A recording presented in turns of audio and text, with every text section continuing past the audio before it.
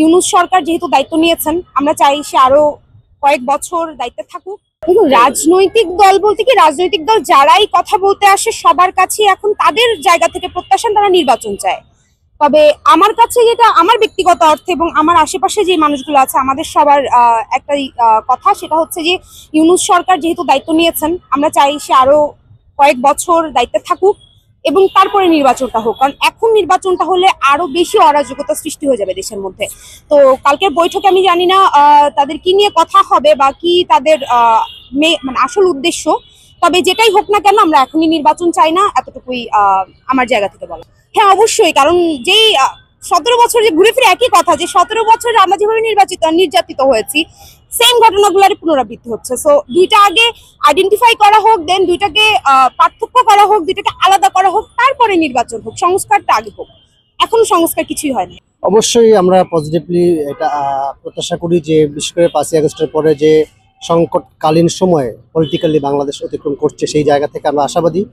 কারণ ডক্টর মোহাম্মদ ইউনূস অন্তর্বর্তীকালীন সরকারের প্রধান এবং তারেক জিয়া একটি বাংলাদেশের প্রধানতম দলের প্রধান।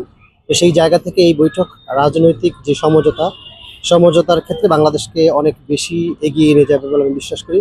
স্পেশালি এই সরকার যে সংস্কার এবং যে উদ্যোগগুলো নিয়ে এগুচ্ছে, সেই বিষয়গুলো আমরা চাই সেগুলো সুরাহা হোক এবং সেই জায়গা থেকে বিএনপির মতো প্রধান দল এবং অন্যান্য রাজনৈতিক দলগুলো সেই জায়গায় সায় দিচ্ছে এবং সেই সংস্কারের সাথে তারাও একমত পোষণ করছে অধিকাংশ ক্ষেত্রে।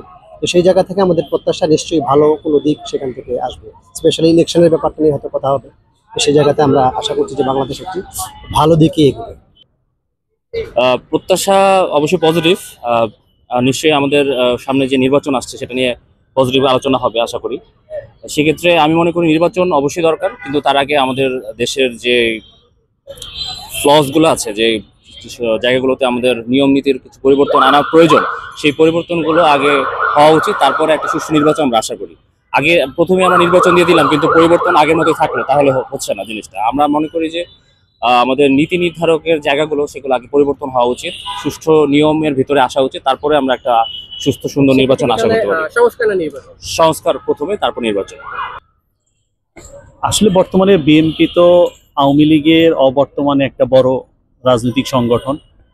তো ভবিষ্যতে তারা যাতে ওইভাবে পরিকল্পনা করে দেশকে ভালো অবস্থায় নিয়ে যেতে পারে, তারা একটা সমঝোতার মাধ্যমে যেই জিনিসটা দরকার দেশের, ওটা তারা এখন আসলে বিরোধী মনোভাব দিয়ে তো কাজ হবে না। দুজন সমঝোতার মাধ্যমে দেশের মানুষের উন্নতি মঙ্গল কামনা করতেছে, এটাই আশা করতেছি যে এখানে কোনো একটা সঠিক পরিকল্পনা আসবে দেশে।